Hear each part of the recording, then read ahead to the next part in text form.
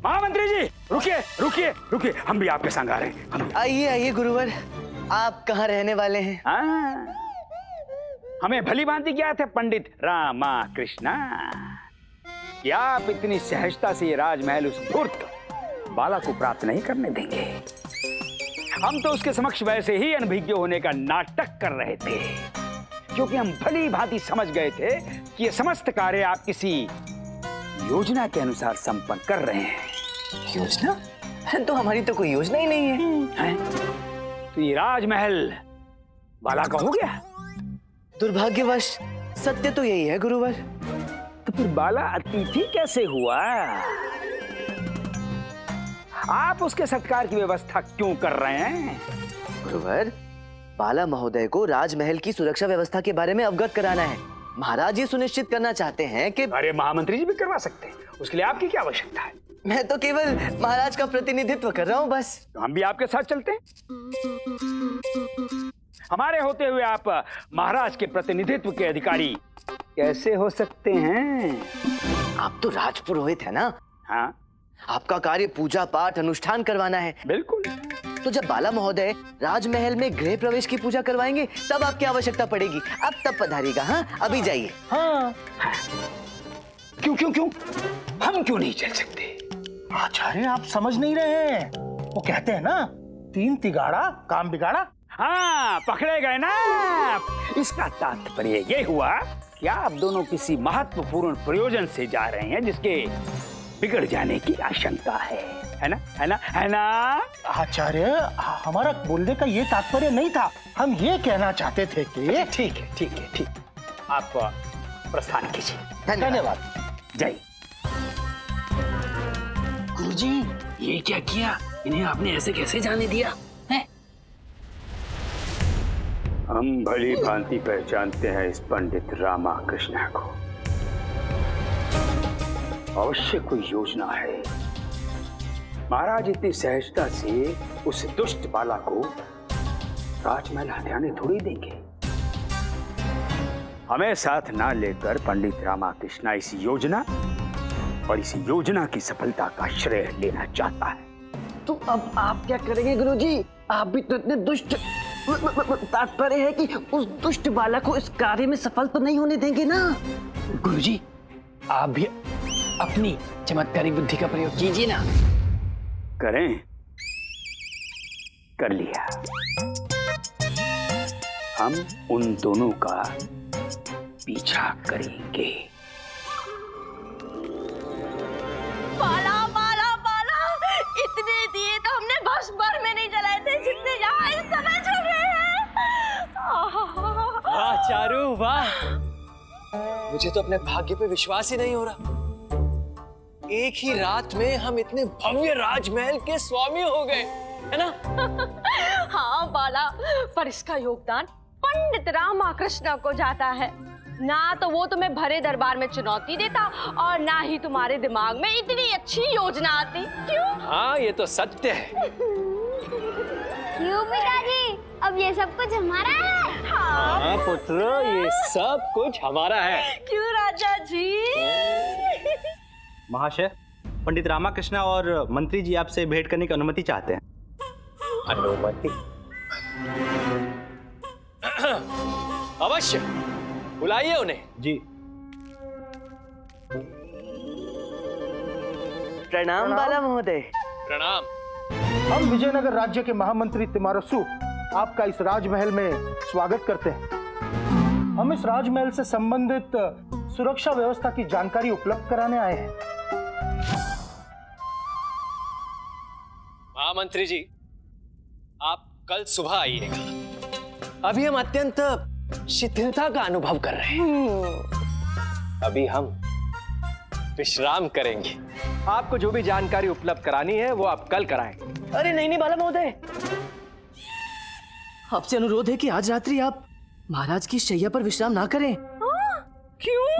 पंडित रामकृष्णा, आपको संभवतः ज्ञात नहीं है कि अब इस राजमहल पर हमारा स्वामित्व है और इस राजमहल में रखी हर वस्तु पर हमारा अधिकार है। हम जैसा चाहेंगे वैसा उसका उपयोग करेंगे। आप हमें इस पलंग पर सोने से वर्जित कैसे कर सकते हैं? क्षमा करें बाला महोदय, मैं तो आपकी सुरक्षा की दृष्टि से आपको ये सुझाव दे रहा था।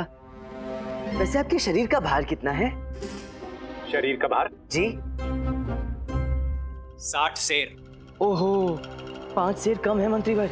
यंत्र विशेषज्ञ से कहकर सारी यांत्रिक व्यवस्था को तदनुसार बदलना होगा। आपके कहने का तात्पर्य क्या है? वो क्या है कि सुरक्षा को ध्यान में रखकर राजमहल की समस्त शैयाओं को महाराज और महारानी के भार के अनुसार संतुलित किया गया है। पहेलियां मत बुझाइए पंडित रामकृष्ण, स्पष्ट कहिए। मंत्रीवर, अब आप प्रत्यक्ष प्रमाण दे ही दीजिए। उचित है पंडित रामकृष्ण। ये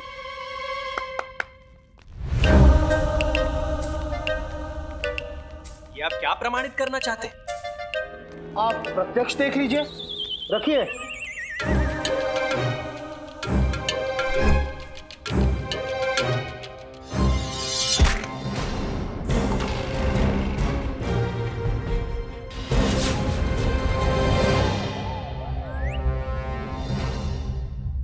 देखा आपने, मेरे कथन का अर्थ यही था।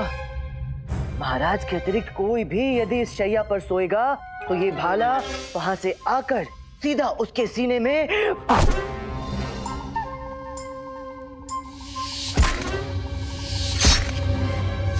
नहीं! अरे, बाला महाशय तो चिंतित हो गए।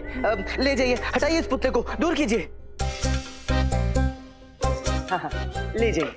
बाला महोदय, आप चिंतित न होइए। हम कल ही हमारे यंत्र विशेषज्ञ से कहकर इसे आपके अनुरूप बनवा देते हैं। हाँ, और अब सुरक्षा व्यवस्था के लिए हम आपसे कल भेंट करते हैं, जैसा कि आपका आदेश था। हाँ, अब हम आपके आदेश को ना कैसे कह सकते हैं।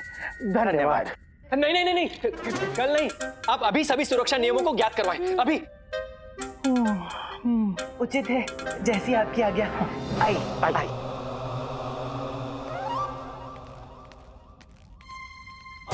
ये देखिए, ये एक विशेष प्रकार की कुंजी है। इसे आकस्मिकता की स्थिति के लिए बनाया गया है। यदि आपको ऐसा आभास हो कि कोई वातायन से आपकी वार्तालाप सुन रहा है, तो ये कुंजी खींच दीजिए। अरे, कुछ भी तो नहीं हुआ। कुछ भी नहीं हुआ। अरे रे रे रे, ये क्या कर दिया दासू महोदय? ये तो आकस्मिकता की स्थिति में प्रयोग हेतु है, नहीं खींचना चाहिए था।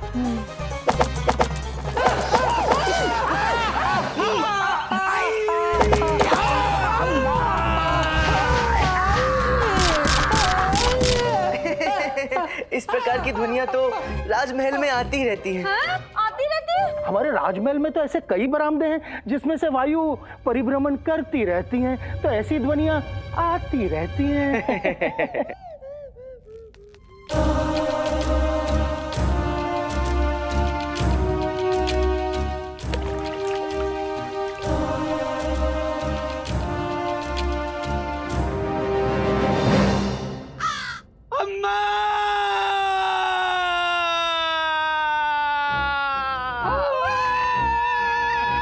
फिर से वही ध्वनि। अरे हमने कहा ना आपसे, वायु परिभ्रमण। वायु है, हाँ। वायु है, वायु। नहीं पर ऐसा महारानियों के कक्षों में भी होता है। हाँ, सुरक्षा प्रबंध है ना, समस्त कक्ष में भिन्न प्रकार की व्यवस्थाएं हैं। सुरक्षा का प्रश्न जो ठहरा। सुरक्षा? ऐसी सुरक्षा? जी जी जी, आइए मैं आपको सारी जानकारियां देता हूँ, सब दिखाता हूँ। आइए आइए, पधारिए। अब इसे देखिए।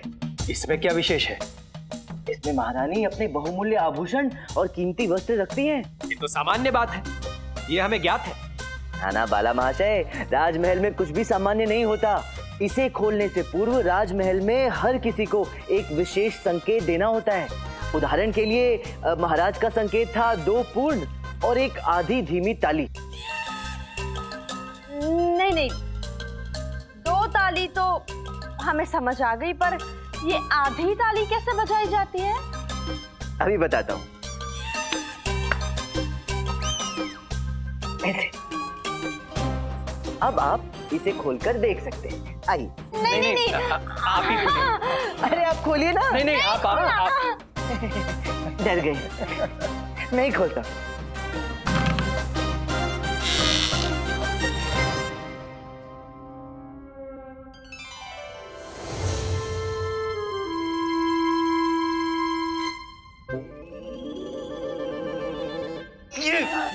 हमारी चोटी को क्या हुआ? आपकी चोटी टेढ़ी हो गई गुरुजी।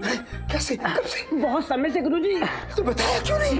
बहुत सुंदर लग रही थी, इसीलिए नहीं बताता। परंतु ये जंतु गुरुजी, ऐसा लगता नहीं कि चोटी कभी सीधी हो पाएगी। ऐसा प्रतीत होता है कि आपको टेढ़ी चोटी में ही अपना शेष जीवन व्यतीत करना होगा। छोड़ो चोटी को, चोटी के विषय में बाद में सोचेंगे। ये अंदर पंडित रामाकृष्ण क्या उल्लू सीधा कर रहा है? अवश्य कोई रहस्य कक्ष के अंदर जाना होगा। किंतु गुरुजी इसी अवस्था में जाएंगे क्या? और किस अवस्था में जाएंगे? आओ चलिए। ये सब हमारा है। हाँ पुत्र, पीछे होकर ही देखो। हाँ, ये सब आपका है। तो जिस प्रकार आपने कहा उस प्रकार से अगर 2 पूर्ण ताली और एक आधी ताली ना बजाए तो उचित है। तो हम आपको बताते हैं कि अगर आपने ताली नहीं बजाई तो इसका क्या परिणाम हो सकता है। देखिए। आइए।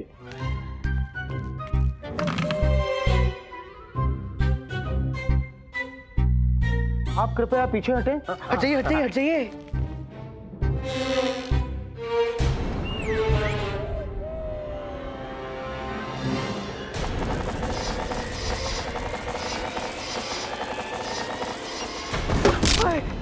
गुरुवर, आचार्य।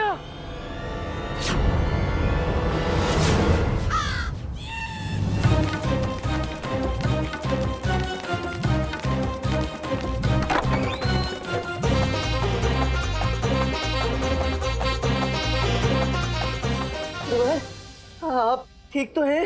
आप ही बता दीजिए। लग तो ठीक ही रहे हैं। हाँ तो ठीक ही होंगे। गुरुवर, ओहो आचार्य, आपको कितनी बार समझाया है कि किसी भी कक्ष का द्वार खोलने से पूर्व अनुमति लेना आवश्यक है। यदि थोड़ा विलंब हो जाता तो क्या? ठीक है, ठीक है। हमें तो भली भांति ज्ञात था कि तीर और चाकू आने वाले हैं। हम तो बस इस कक्ष में आप सभी को अपने चमत्कार का प्रदर्शन करना चाहते थे। और ये समस्त सुरक्षा उपाय तो साधारण चोर उचक्कों के लिए हैं, हम जैसे सिद्ध पुरुषों के लिए नहीं। देखा मनी, फिर शुरू हो गए हमारे पूज्य गुरुजी के प्रवचन। देख तो कितनी लंबी लंबी फेंक रहे। अरे धनी, इस बुढ़े के आगे पीछे रहना घातक है, घातक। इससे जितना दूर हो सके उतना दूर रहना चाहिए। आइए मैं आपको काल वातायन के बारे में जानकारी देता हूँ। हाँ? आइए, आइए। हाँ, अब पीछे रह गया। ये है विशेष प्रकार का काल वातायन। यदि कभी ऐसी स्थिति उपस्थित हो जाए कि कोई दुष्ट अपराधी सुरक्षा के सभी नियमों को चकमा देकर आपके कक्ष में प्रवेश कर जाए तो उसे इस काल खिड़की के सम्मुख खड़ा कर दीजिएगा। उससे क्या होगा? बताता हूं।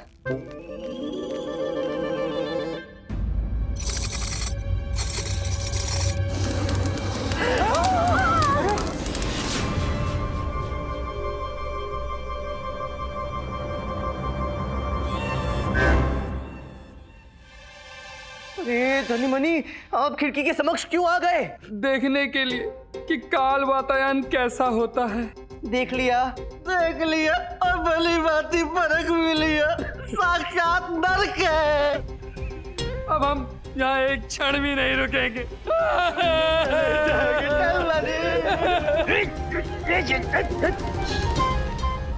हम बाल बाल बच गए। इससे पहले कि हमारा मुंह काला हो, हम भी यहाँ से निकल लेते हैं।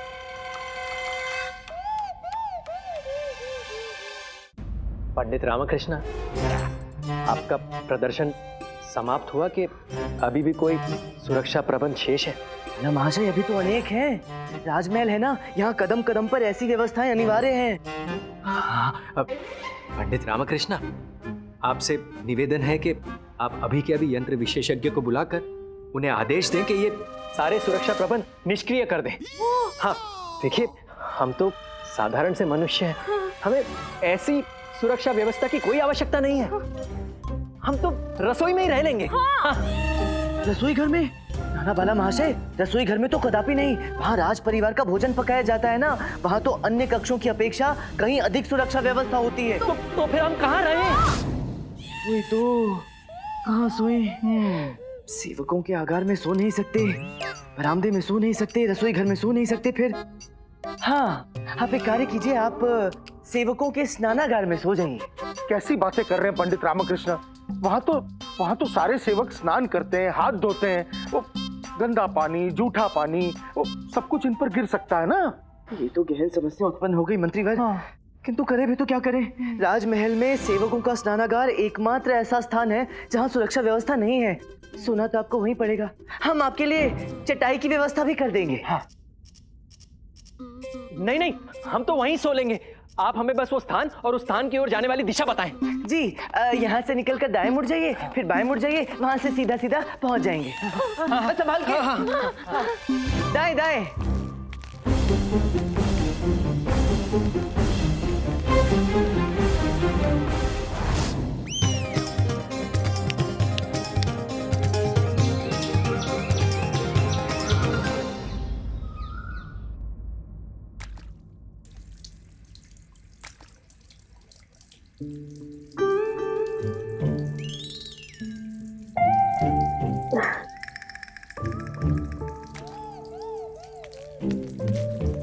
जी, क्या कर रहे हैं? आपको ज्ञात नहीं है ये हमारे राजकीय अतिथि हैं और आप इन पर झूठे पानी के छींटे डाल रहे हैं। जाइए यहाँ से। सुप्रभात महोदय। सुप्रभात। आपके आदेशानुसार यंत्र विशेषज्ञ से बात हो गई है। उन्होंने महल के सारे सुरक्षा प्रबंध समाप्त कर दिए हैं। अब आप निश्चिंत होकर महल में कहीं भी भ्रमण कर सकते हैं। चारू, अब सारी समस्या समाप्त हुई। अब हम आनंद पूर्वक इस राजमहल का सुख भोग सकते हैं। और अब हमें ये सेवकों के स्नान गृह में नहीं, बल्कि महाराजा की शैया पर सोने का सुख भोगना है। महोदय, राजसी रसोइये ने सूची भिजवाई है, कृपया अध्ययन कर लीजिए। अवश्य।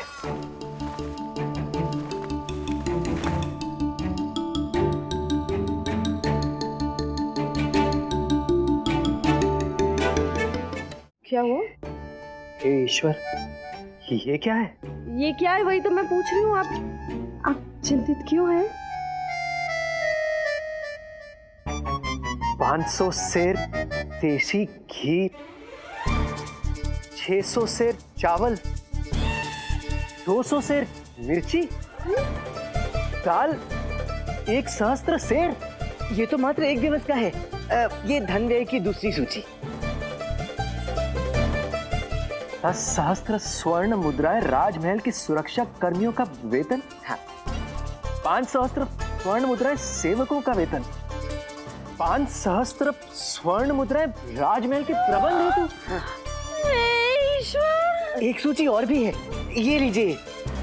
क्या है कि महाराज के पास 1 सहस्त्र हाथी और 10 सहस्त्र घोड़े हैं। उनकी भोजन की व्यवस्था के लिए 10 सहस्त्र स्वर्ण मुद्राएं प्रति माह, बाग बगीचे की रखरखाव के लिए 2 सहस्त्र स्वर्ण मुद्राएं प्रति माह, अस्त्र शस्त्र के संरक्षण हेतु 1 लक्ष स्वर्ण मुद्राएं प्रति माह और राजमहल में जलते हुए दियों के लिए 5 सहस्त्र स्वर्ण मुद्राएं प्रति माह। और तो और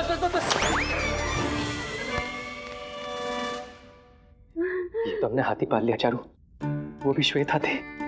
इस हाथी से जल्दी पीछा छुड़ाना पड़ेगा, वरना ये हाथी हमें ही निकल जाएगा। हाथी? कौन सा हाथी है? तुम क्या बोल रहे हो? अरे ये राजमहल नहीं, हाथी है। और इस हाथी को पालना हमारे बस की बात नहीं है। तो हम ये हाथी को बेच देते ना, हमें इससे धन प्राप्त होगा, हम यहाँ से पट से निकल जाएंगे। उपहास कर रही हो क्या? विजयनगर में रहकर विजयनगर के महाराजा से ठगा हुआ राजमहल हमसे कौन क्रय करेगा? इसका मतलब हम हमारी जाल में फंस गए बाला। प्रणाम मंत्रीवर। प्रणाम पंडित रामकृष्ण, प्रणाम। बाला महोदय, प्रणाम। प्रणाम प्रणाम। आशा करते हैं कि आपकी राजमहल की पहली रात्रि सुखद एवं आनंददायक रही होगी। मुझे महाराज से मिलना है। परंतु क्यों? यदि आपको कोई असुविधा है तो हमें बताइए, हम उसका निराकरण करेंगे।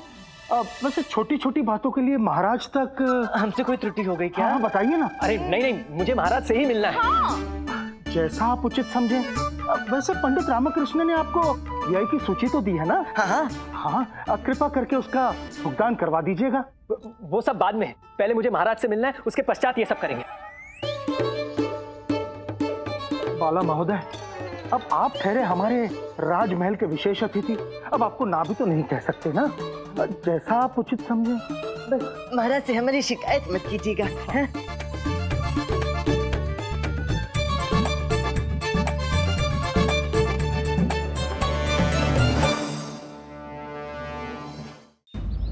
महाराज कृष्णदेव राय की जय! महाराज कृष्णदेव राय की जय! महाराज कृष्णदेव राय की जय! महाराज कृष्णदेव राय की जय!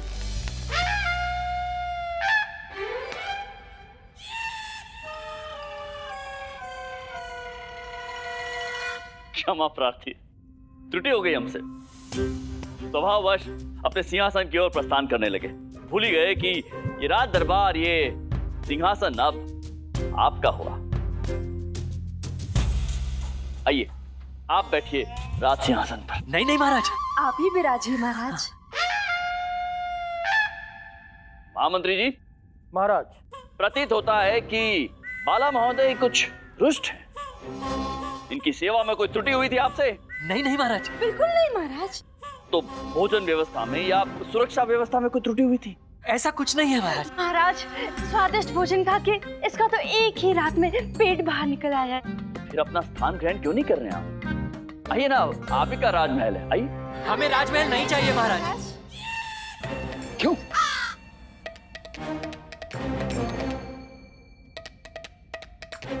उचित है, तो आपकी अनुमति हो तो हम बैठ जाए सिंहासन पर। हाँ हाँ महाराज।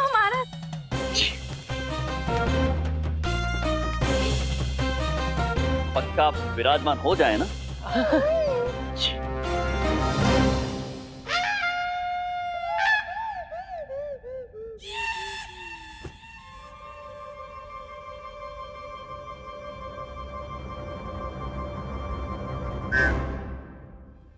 कहिए बाला महोदय, आपने हमें याद किया और हम दौड़े दौड़े राज दरबार में आ गए।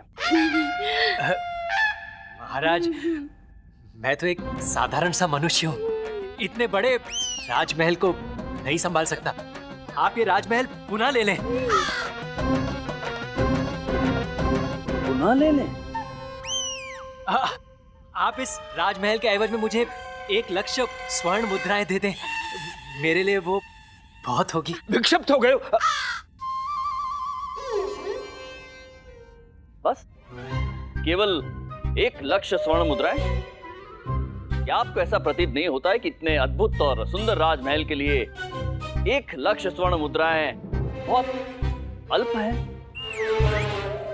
अल्प है, परंतु हम इतने से ही काम चला लेंगे महाराज। हाँ, चला लेंगे। महामंत्री जी, महाराज, बाला महोदय द्वारा त्यागे गए स्वर्ण आभूषणों का मूल्य कितना है? हमारे द्वारा त्यागे गए स्वर्ण आभूषणों का मूल्य? मैं कुछ समझा नहीं महाराज। समझाते हैं अभी। मंत्रीवर। महाराज, गुरु माता अम्मा एवं शारदा देवी और नगर की समस्त महिलाओं के आभूषण मिलाकर 1,05,000 स्वर्ण मुद्रा महाराज। 1,05,000 स्वर्ण मुद्राएं, अद्भुत। तो बाला महोदय, आपको पूरे 1,05,000 स्वर्ण मुद्राएं भेंट में देंगे। आपको इतनी हानि हुई थी ना? हमारी हानि? हाँ, आप ही के कथन के अनुसार गुरुमाता शारदा देवी और पंडित रामकृष्ण की अम्मा जी के जो आभूषण थे वो गुरुवर और पंडित रामकृष्ण की त्रुटि से लोहे में परिवर्तित हो गए थे। जी जी। तो फिर महामंत्री को वो समस्त आभूषण नगर के किसी घर में कैसे मिले?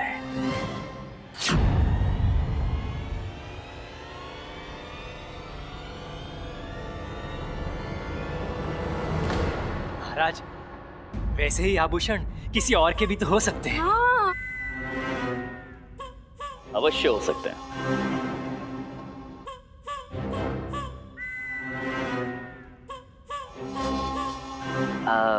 महोदया, आप इन बाला महाशय की विवाहिता हैं या? तुम्हारा इतना साहस? आप शांत रहिए। जी मैं इनकी विवाहिता स्त्री हूँ, पत्नी हूँ। अच्छा अच्छा, तो फिर आपके गले में इनके नाम का मंगलसूत्र क्यों नहीं है?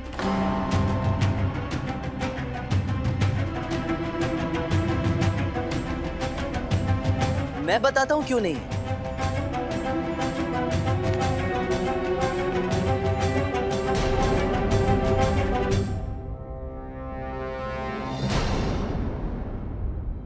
जब आप उस कुटिया से भाग रही थी ना, तो वहां गिर गया था। महाराज, ये हमें उस घर से मिला है जहां से बाकी के आभूषण प्राप्त हुए थे। जब उन आभूषणों की छानबीन की गई तो पता चला कि कुछ लोगों ने ये मंगलसूत्र चारू के गले में देखा था।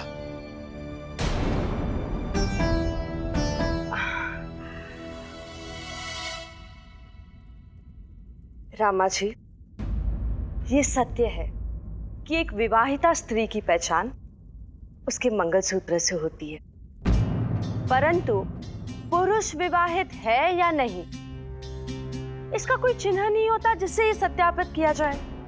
और इसी बात का विरोध करते हुए मेरे पति बाला ने मुझे मंगलसूत्र पहनने से मना कर दिया।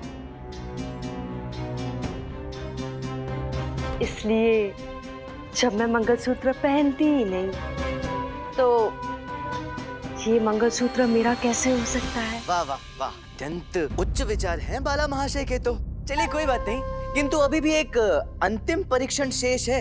यदि आप उसमें भी खरे उतरे तो हम आपकी बात का विश्वास कर लेंगे और आपको मुक्त कर देंगे। अब कौन सा अंतिम परीक्षण बाकी है? जी,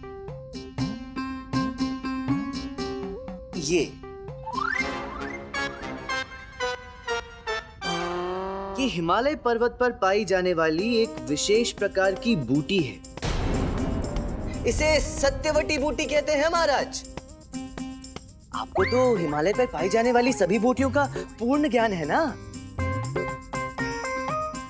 इसकी मात्र 2 बूंदें पीकर मनुष्य यदि असत्य भाषण करे तो उसकी तत्काल मृत्यु हो जाती है।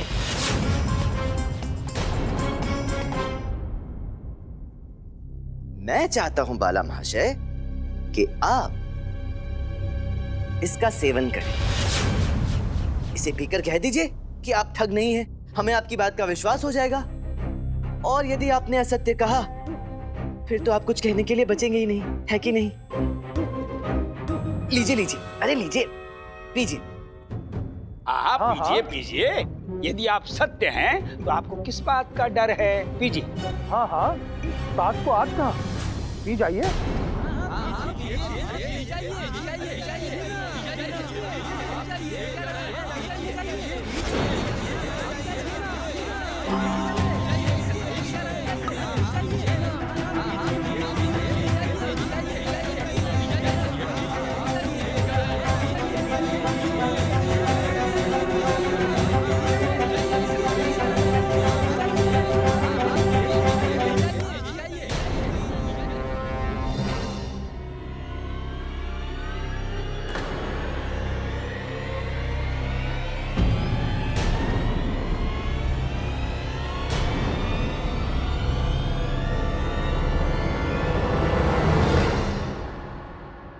महाराज, हम निर्दोष हैं। ये सारे आरोप असत्य और निराधार हैं। जी महाराज, हम निर्दोष हैं। पंडित रामाकृष्ण हम पर झूठा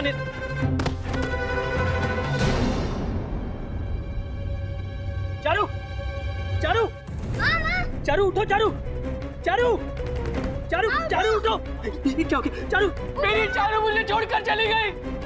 चारू, ये चमत्कारी जड़ी बूटी तो हमारे परम पूजनीय प्रिय गुरु जी को पिलानी चाहिए थी, ताकि इस बुड्ढे से हमें हमेशा हमेशा के लिए छुटकारा मिल जाए और हमें आनंद आ जाए। चारू, क्या आवश्यकता थी असत्य बोलने की? मैं पी रहा था ना वो औषधि, मेरे प्राणों को बचाने हेतु इसने स्वयं को ही मृत्यु को समर्पित कर दिया। चारू उठो, चारू, तुम्हारे बिना मेरे जीवन का कोई मूल्य नहीं है। चारू, चारू, मेरे लिए नहीं तो इस अबोध बालक के लिए उठ जाओ। चारू, इसे तुम्हारी आवश्यकता है। चारू उठो, चारू। पंडित रामकृष्ण, कृपा करके मेरी चारू को बचा लीजिए। महाराज जी कहिए। महाराज, पंडित रामकृष्ण का कथन सत्य है। मैं स्वीकार करता हूं कि हम अपराधी हैं। हम ही है वो ठग महाराज।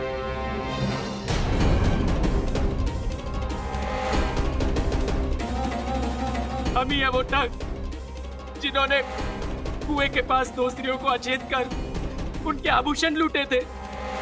हम ही है वो ठग महाराज जिन्होंने गुरु माता वरुणमाला, देवी शारदा और अम्मा को भ्रमित कर उनके आभूषण लूट दिए थे। हे भगवान, मैं हमारे सारे अपराध स्वीकार करता हूँ महाराज। हम ही है वो ठग। पंडित रामकृष्ण, कृपा करके मेरी चारू को बचा लीजिए। चारू, चारू, चारू! उठो माँ।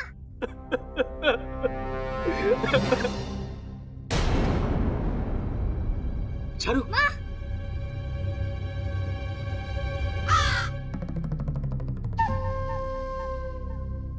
चारू तो ठीक हो? क्यों जीवित है? क्या हो रहा है? हमें समझ में नहीं आ रहा है। बाला, मुझे क्या हो गया था? अरे ये सब क्या तमाशा हो रहा है क्या ये? हमें कुछ समझाएगा? गुरुवर, मैंने बाला महाशय के साथ वही खेल खेला जो ये प्राय निरपराध और अबोध लोगों के साथ खेला करते हैं। चमत्कारी रसायन, बलवर्धक बूटी, चमत्कारी झोला। चारू ने जो औषधि पी वो भी एक चमत्कारी बूटी है जिससे मनुष्य की हृदय गति कुछ पलों के लिए रुक जाती है और ऐसा प्रतीत होता है जैसे उसकी मृत्यु हो गई। हमारे पास आपके विरुद्ध जो भी प्रमाण थे वो केवल संयोगिक साक्ष्य थे। इस कारण से आप अपना अपराध स्वीकार नहीं कर रहे थे। इसलिए महाराज, मुझे इस अंतिम उपाय का प्रयोग करना पड़ा और कोई विकल्प था नहीं मेरे पास।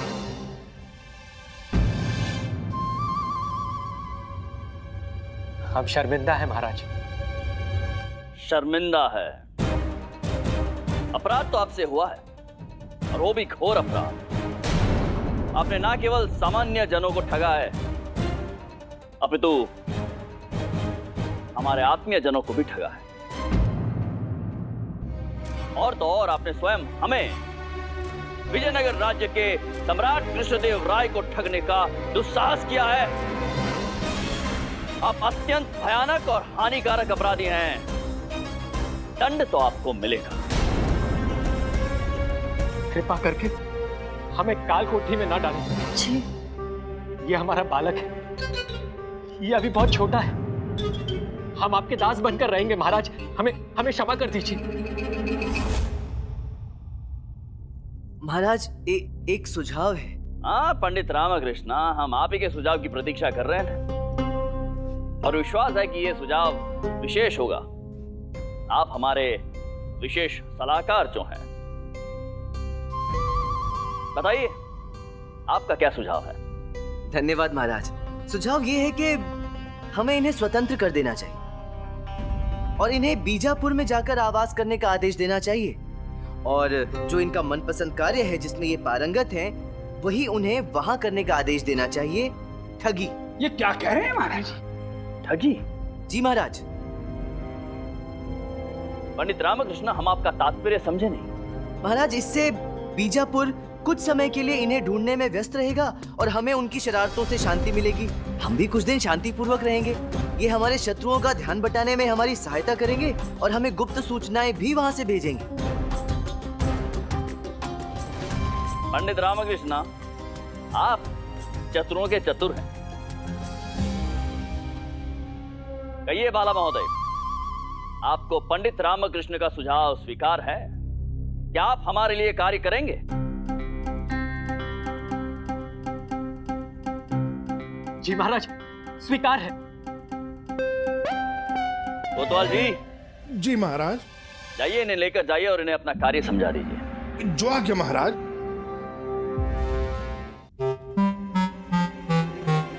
गुरुवर जी, आपकी चोटी। क्या करें महाराज, बहुत परेशान हैं हम। सीधी नहीं हो रही हमारी चोटी। जितने जतन कर सकते थे, जितने जतन हो सकते थे कर लिए। गुरुवर, मेरे पास इसका अच्छा उपाय है। आपके पास क्या? पंडित रामाकृष्णा, परिहास मत कीजिए हमारे साथ आप। अरे नहीं नहीं गुरुवर, मेरे बंधु की भी तो यही समस्या है। बंधु? अब ये बंधु कौन है? कोई नहीं, जाने दीजिए ना। आप जाकर अपनी चोटी में चमेली का तेल लगा लीजिए, संध्या तक सब सामान्य हो जाएगा। अच्छा, अवश्य प्रयास करेंगे। तुझे क्या हुआ बंधु? तू क्यों खड़ा हो गया? अब जब तक तू भी मुझे चमेली का तेल नहीं पिलाएगा, मैं भी खड़ा ही रहूंगा। मुझे तेरा सुझाव अच्छा लगा है। अरे, सबके समक्ष मेरा उपहास करवाएगा, अपमानित करेगा क्या? बैठ। महाराज, महाराज, महाराज, महारानी तिरुमलम्बा, आप यहाँ दरबार? महाराज, हमारे बालाजी विलुप्त हो गए हैं। बालाजी विलुप्त हो गए? हाँ महाराज, हमारे पूजा कक्ष में जो बालाजी की मूर्ति थी ना, वो हमें नहीं मिल रही है महाराज। हम राजमहल छोड़ सकते हैं, परंतु हमारी बालाजी की मूर्ति नहीं। जी जी महारानी जी, हम आपको बालाजी की नई मूर्ति ला कर देंगे। नहीं नहीं नहीं नहीं, हमें हमारे बालाजी की मूर्ति चाहिए। बचपन में हमारे पिताश्री ने हमें सप्रेम भेंट की थी। जी जी महामंत्री जी। जी महाराज। जी महाराज, क्या महामंत्री जी, महारानी तिरुमलम्बा की बालाजी की मूर्ति लुप्त हो गई है। आप अपने सिपाहियों को भिजवाइए और उन्हें आदेश दीजिए कि महारानी तिरुमलम्बा की बालाजी की मूर्ति ढूंढ कर लाएं। जो आज्ञा महाराज।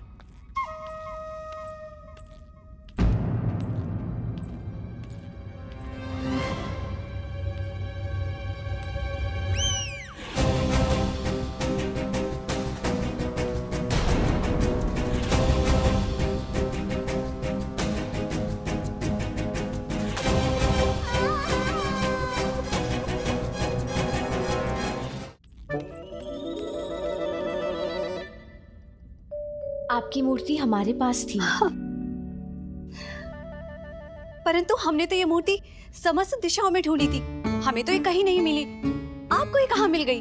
वो जो व्यक्ति आपके महल में निवास कर रहे थे, उनका बेटा दासू आपके पूजा घर से ये मूर्ति उठा के लेके गया था खेलने के लिए। हमने देख लिया और इसे वापस लेके आए। आपने बहुत बड़ा कार्य किया है, हम आपसे अत्यंत प्रसन्न हैं। आज से आप हमारी मुख्य प्रसादिका नियुक्त की जाती हैं।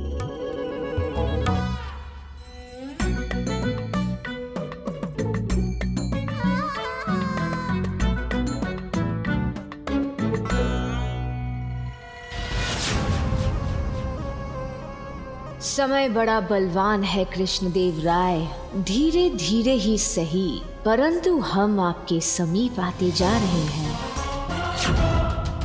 जितना हम समीप आएंगे उतनी ही तुम्हारी मृत्यु समीप आ रही है। सावधान रहना हमसे, क्योंकि विष ही शस्त्र है।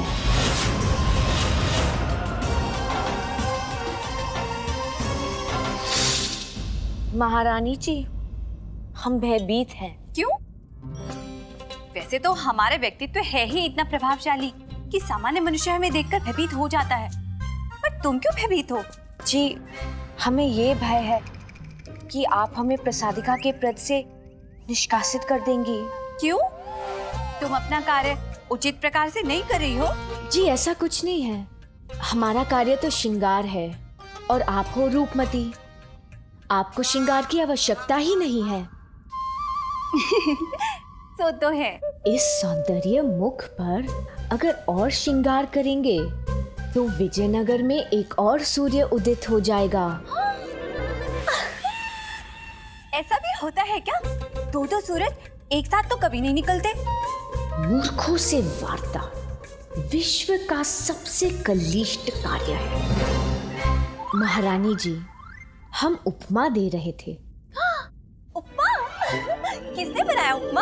हमें तो नहीं मिला। महारानी जी, हम उदाहरण दे रहे थे। अच्छा, हमारी माँ भी ना हमसे यही कहती है। क्या हम इतने सुंदर हैं, इतने सुंदर हैं? क्या हम भूल गए हम कितने सुंदर हैं? इसीलिए तो हम भयभीत हैं कि आपके सौंदर्य को श्रृंगार की तो आवश्यकता ही नहीं है। तो आप हमें प्रसादिका की पद से निष्कासित तो नहीं करेंगी? आवश्यकता नहीं है तो क्या करें? निष्कासित कर दे?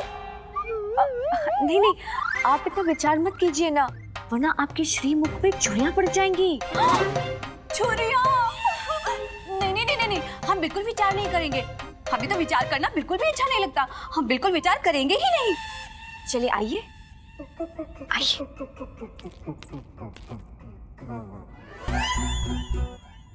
इस विशेष लेप में केसर, चंदन, हल्दी एवं स्वर्ण का मिश्रण है। इसे लगाकर आपका मुंह और निखर उठेगा।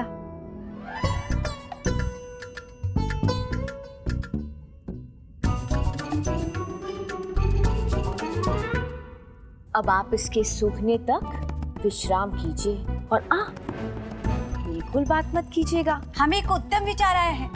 ये सूखने के बाद ना हम इस ककड़ी और लेप से महाराज के लिए चटनी निर्मित करेंगे। इससे महाराज का चेहरा और भी खिल उठेगा।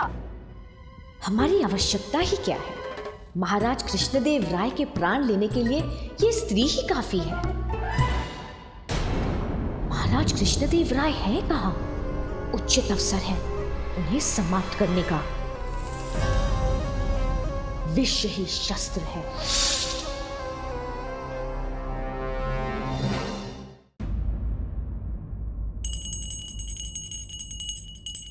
शारदा, शारदा, मेरे अंग वस्त्र कहाँ हैं? तुमने भी मौन व्रत धारण कर लिया? धन्यवाद प्रभु, धन्यवाद। अब मेरे घर में भी शांति बनी रहेगी। क्या है? तुम क्यों अम्मा की तरह सांकेतिक भाषा में बात कर रही हो? अम्मा क्या कम है?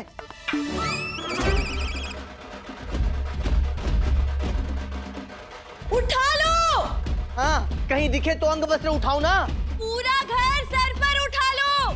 कुछ क्षण प्रतीक्षा नहीं कर सकते थे, सारे मंत्र भुला दिए। देखा अम्मा, इतना सब बोलना चलता है, किंतु ये नहीं बता सकती कि अंग वस्त्र कहाँ है। झूले पर रखा है। हाँ, झूले पर रखा है। कहाँ है? ये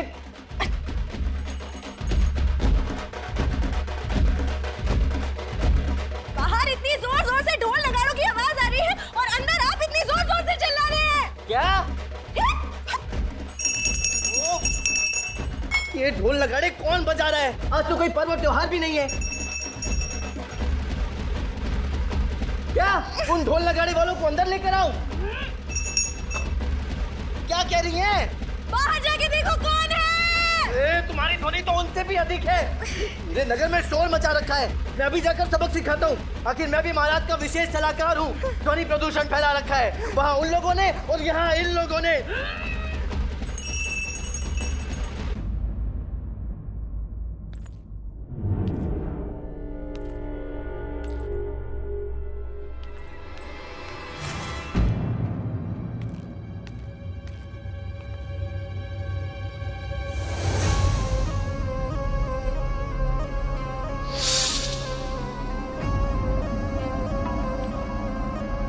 आइए, आप ही की प्रतीक्षा कर रहे थे। हे ईश्वर, इन्होंने हमें देख लिया।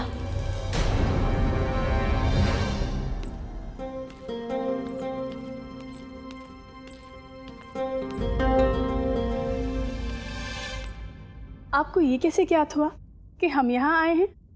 संभवतः आपको ज्ञात नहीं है, परंतु आपके आने के पूर्व सुगंध का एक झोंका आता है। उस झोंके को हम नहीं पहचानेंगे तो और कौन पहचानेगा चिन्ना देवी? स्वामी, आपके दरबार में जाने का समय हो गया है। हम आपका पसंदीदा रत्नों जड़ित हार दे देते हैं।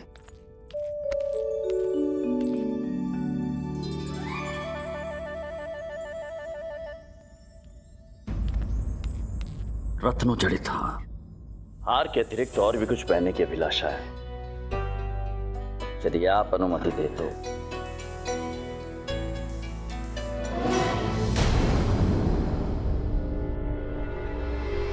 महाराज, एक क्षण। कौन है वहां? कौन है? तुरंत सामने आइए। महारानी चिन्ना देवी, क्या बात है?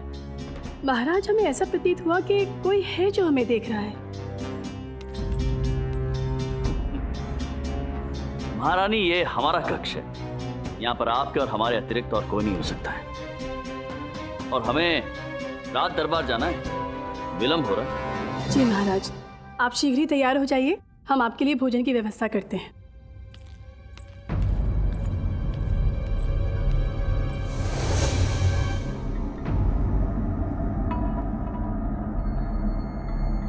ये सुगंध तो चंपा के पुष्पों की है।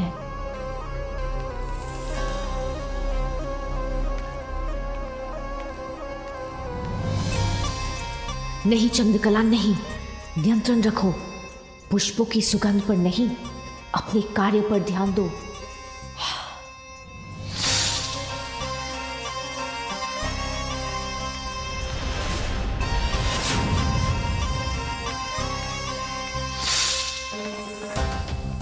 चंपा के पुष्पों ने तो अभी बचा लिया, पर कृष्णदेव राय सिर्फ कुछ पलों के लिए। आज का दिवस तुम्हारे जीवन का अंतिम दिवस होगा, क्योंकि अब मेरे प्रहार से तुम नहीं बचोगे। विष ही शस्त्र है। महाराज कृष्णदेव राय की, महाराज कृष्णदेव राय की, महाराज कृष्णदेव राय की, महाराज कृष्णदेव राय की, महाराज कृष्णदेव राय की।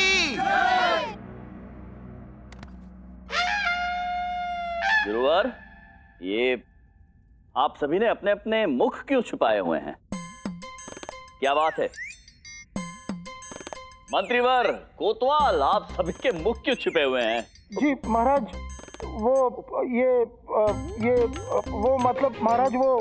मंत्रीवर, क्या ये वो कर रहे हैं? पंडित रामकृष्ण कहाँ है? मैं यहाँ हूँ महाराज, क्षमा करें। प्रणाम महाराज। पंडित रामकृष्ण, आपने भी मुख छुपाया हुआ है? हाँ महाराज, वो विलंब से आए हैं इसलिए। ऐसा क्या कर दिया है आपने? मुख दिखाइए अपना। नहीं महाराज। दिखाइए पंडित रामकृष्ण अपना मुख। नहीं महाराज। पंडित रामकृष्ण, अपना मुख दिखाइए।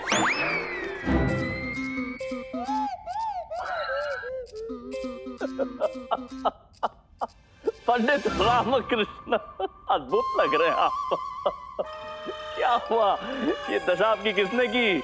महाराज, ये दशा केवल मेरी ही नहीं, गुरुवर और मंत्रीवर की भी है। गुरुवर, आप भी दिखाइए अपना मुख। दिखाइए गुरुवर।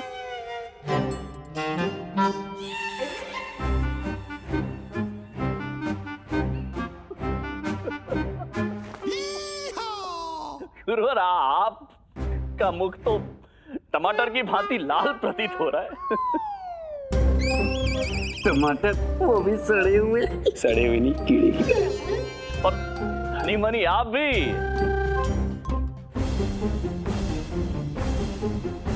मंत्रीवर, आपका मुख देखना चाहेंगे, आप दिखाइए। जी महाराज। कोतवाल, ये सब क्या कर दिया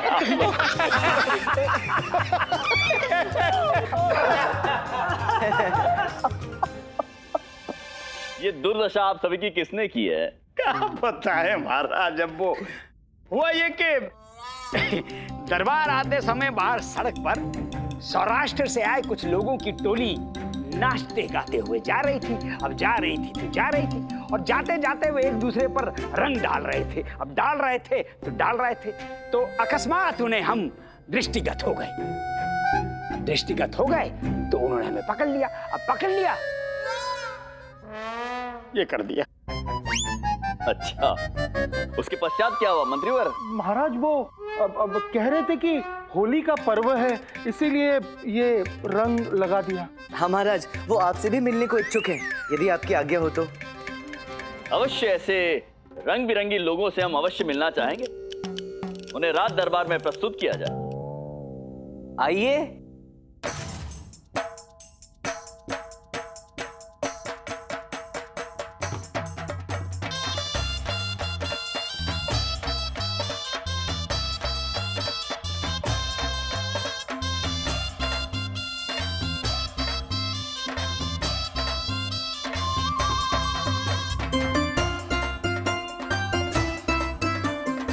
पंडित रामकृष्ण।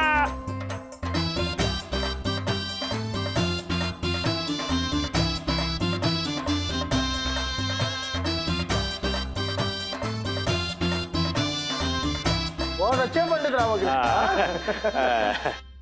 प्रणाम महाराज। प्रणाम प्रणाम। आपने હોળીના પર્વની ખૂબ ખૂબ શુભેચ્છાઓ અને તમને બધાને પણ હો। आपको होली के पर्व की शुभकामनाएं महाराज। अच्छा अच्छा, आप सभी को भी हार्दिक शुभकामनाएं। परंतु ये होली का पर्व कैसा पर्व होता है? महाराज, ये पश्चिम, उत्तर और पूर्वी भारत में मनाए जाने वाला महत्वपूर्ण त्योहार है। महाराज, ये सतयुग की बात है। राक्षस वंश में एक सम्राट थे, हिरण्यकश्यप। हिरण्यकश्यप भगवान विष्णु से बहुत द्वेष रखते थे, परंतु स्वयं उनके पुत्र प्रहलाद भगवान विष्णु के परम भक्त थे और हिरण्यकश्यप को ये बात अनुचित प्रतीत होती थी कि उनका पुत्र उनके शत्रु की भक्ति करता है। अतः हिरण्यकश्यप ने अपने ही पुत्र प्रहलाद का वध करने का निश्चय किया। ये तो अत्यंत रोचक कथा है। उसके पश्चात क्या होता है? हिरण्यकश्यप स्वयं को ईश्वर समझता था और कहते थे कि उनका पुत्र और समस्त प्रजा उनकी पूजा अर्चना करे। प्रहलाद तो केवल श्री विष्णु को ही अपना आराध्य मानते थे और उनका जाप करते थे। भक्त तो ऐसे ही होते हैं महाराज, अपने आराध्य के प्रति समर्पित। परंतु क्या हिरण्यकश्यप ने प्रहलाद को विष्णु भक्ति छोड़ने के लिए बाध्य कर दिया?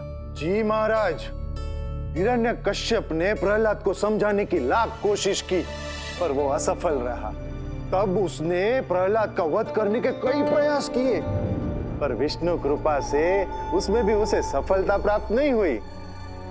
अंत में हिरण्यकश्यप अपनी बहन होलिका के पास सहायता मांगने गया। होलिका को एक वरदान प्राप्त था कि अग्नि उसे जला नहीं सकती थी।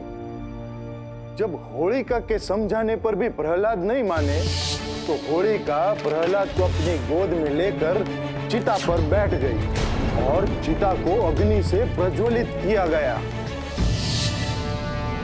तो फिर वो प्रहलाद मान गए? जी नहीं गुरुवर, श्री हरे कृपा से प्रहलाद को तो कुछ नहीं हुआ।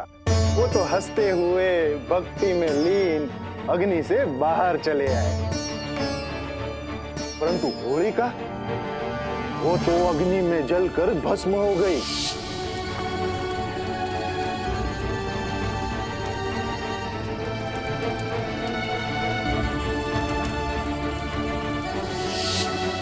इसी प्रकार हर वर्ष होलिका का दहन होता है। होलिका के नाश और प्रहलाद की श्री हरि के प्रति भक्ति को स्मरण करते हुए दूसरे दिन प्रातः काल से लोग रंग गुलाल उड़ाकर अपना हर्ष व्यक्त करते हैं महाराज। अद्भुत कथा है ये, अद्भुत। और पर्व भी कितना सुंदर है, रंगों से भरा, रंग बिरंगा। महाराज, आपसे एक नम्र निवेदन है। हम अपने नगर से एक विशेष प्रकार का गुलाल लेकर आए। यदि आपकी अनुमति हो तो हम आपको ये गुलाल लगाना चाहते हैं। होली के पर्व की उजवनी रूप और आपके प्रति हमारा जो आदर, सम्मान, प्रेम है, उसके प्रतीक रूप। अवश्य अवश्य, हम सहर्ष आपके अनुरोध को स्वीकार करते हैं।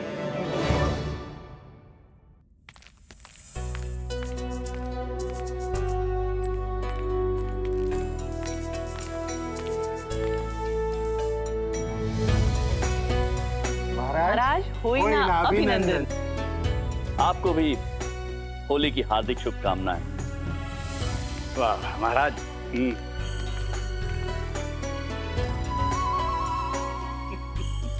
महामंत्री जी। महाराज, होली के इस पर्व पर सौराष्ट्र से आए हमारे मित्रों को हम कुछ भेंट देना चाहते हैं। जो आज्ञा महाराज। और आज हम ये घोषणा करते हैं कि विजयनगर राज्य में आज से एक नई परंपरा की स्थापना की जाती है।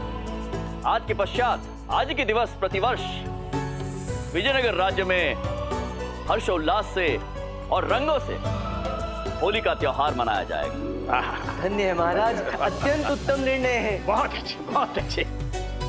महामंत्री जी, महाराज शीघ्र अतिशीघ्र होली खेलने की व्यवस्था कीजिए आप। अवश्य अवश्य। हाँ, महारानियों को एवं समस्त नगरवासियों को इस बात की सूचना दी जाए। हम समस्त विजयनगर राज्य को रंगों में सराबोर देखना चाहते हैं। महाराज कृष्णदेव राय की, महाराज कृष्णदेव राय की, महाराज कृष्णदेव राय की।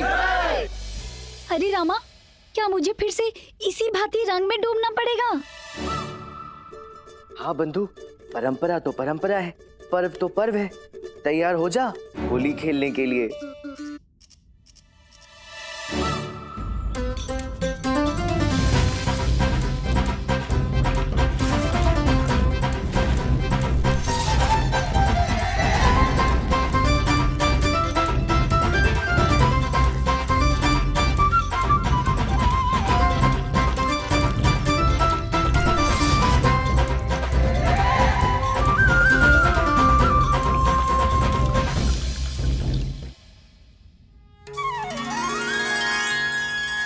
होली नामक पवित्र पर्व पर आपको हार्दिक शुभकामनाएं।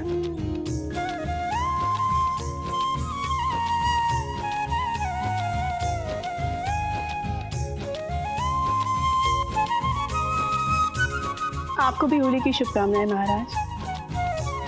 महारानी तिरुमलंबा, हम आप ही की प्रतीक्षा कर रहे थे। देखिए, हमने आपके लिए एक गाल सुरक्षित रख छोड़ा है।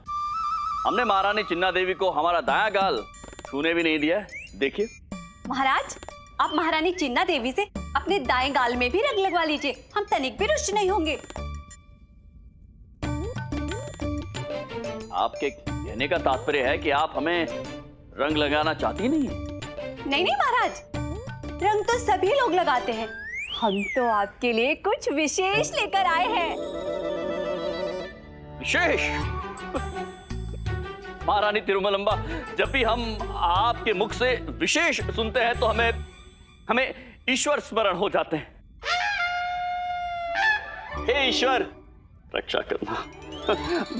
बताइए क्या विशेष है इसमें? महाराज, हम रंग नहीं, रंगों से बनी हुई बर्फियां लेकर आए हैं।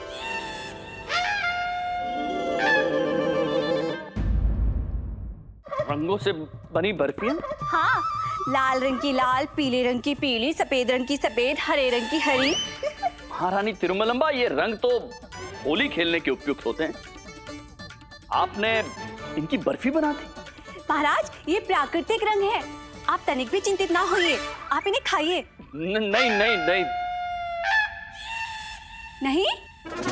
नहीं नहीं, अर्थात हम कह रहे हैं होली का जो पर्व होता है महारानी तिरुमलंबा, वो पारिवारिक पर्व होता है, तो हम ये सारे विशेष मिष्ठान स्वयं खाएं, ऐसा तो हो नहीं सकता है। हम इतने स्वार्थी कैसे हो सकते हैं महारानी तिरुमलंबा? वाह महाराज, आप कितने महान हैं।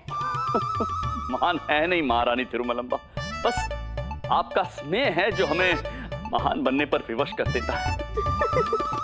महारानी तिरुमलंबा, ये बाकी सारे रंग तो ठीक है, परंतु काले रंग की बर्फी आपने बनाई कैसे? महाराज, हमने सभी रंगों की बर्फी बना ली, फिर सोचा काले रंग की तो बनी नहीं, तो बस थोड़ा सा काजल मिलाया और काली बर्फी तैयार।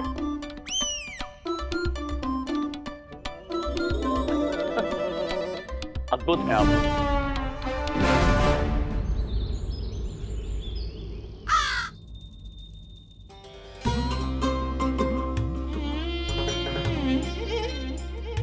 अरे कहाँ तो हम हमारी प्रिय सौदामिनी के साथ रंग गुलाल का स्वप्न देख रहे थे, और कहाँ ये वरुण माला, लगता है प्राण लेगी हमारे। अब बस करो वरुण माला, हो गया है ना, हम जाएं? रुक कर जाइए गुरुजी, अब कहीं भी नहीं जा सकते। गुरु माता, आप शुरू कीजिए कार्य अपना। स्वामी, अभी तो प्रक्रिया आरंभ हुई है। अभी तो गुलाबी रंग से सहस्त्र नाम अर्चना आरंभ हुई है, वो भी मात्र 100 बार। 900 बार तो शेष है। और स्वामी, हमने तो ये प्रण पूरे 7 रंगों से लिया है, 6 रंग तो शेष है अभी। भगवान, इतने सारे रंगों के साथ आपकी पूजा अर्चना समाप्त होते होते तो अगली होली का आगमन हो जाएगा। तो गुरुजी आपको कौन सी शीघ्रता है? आ जाने दीजिए अगली होली। रंग ही तो लगाना है, कुछ लगवा लीजिए। प्रिय वरुणमाला। जी स्वामी। आपको हमारी पूजा अर्चना की अनेक अवसर प्राप्त होंगे, हमें भी तो अवसर मिलना चाहिए ना। आप देखो, आप हमारी अर्धांगिनी हैं, है ना जी? तो हमें भी अपना प्रेम प्रकट करने का अवसर प्राप्त होना चाहिए ना।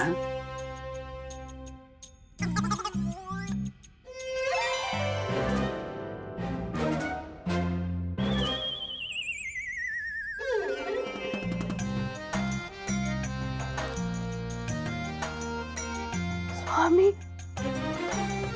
हम कृतार्थ हो गए। आपको होली की अनेक शुभकामनाएं प्रिय वरु। चलिए अब यहाँ से प्रस्थान कीजिए, वो महल में जाकर सबके साथ होली का आनंद जो लेना है। आइए ना, आइए। शारदा, मैंने कहा मैं रंग नहीं लगाऊंगा, अर्थात कदापि नहीं लगाऊंगा। अरे हम भी देखते हैं कैसे बचते हैं आप हमसे। अम्मा, हम तो लगा कर ही छोड़ेंगे। अम्मा, देखो ना। लगाओ, अब लगाओ। बिगड़ैल, निकम्मा, प्रेम विहीन। अच्छा, अम्मा कह रही है ना? नहीं, हम कह रहे हैं अगर आप में हिम्मत है तो आओ हमारे समक्ष, हम बताते हैं। तुम किसी भी विधि से प्रयास कर लो, मैं नहीं आऊंगा, अर्थात नहीं आऊंगा तो नहीं आऊंगा।